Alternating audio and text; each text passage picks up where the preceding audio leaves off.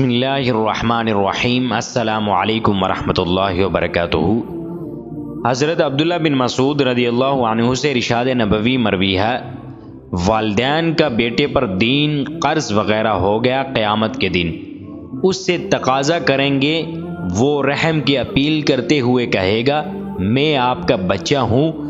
والدین بجائے معاف کرنے کے تمنا کریں گے کاش ہمارا حق اور زیادہ ہوتا۔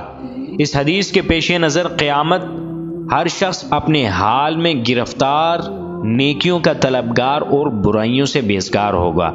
دوسروں کی نیکیاں اپنے ہاتھ آتے اور اپنی برائیاں دوسروں کے سر جاتے دیکھ کر ماں باپ بھی اولاد سے قرض وغیرہ حقوق کا مطالبہ کریں گے۔ جب ماں باپ کا یہ حال ہوگا تو دوسروں سے کیا امید ہے؟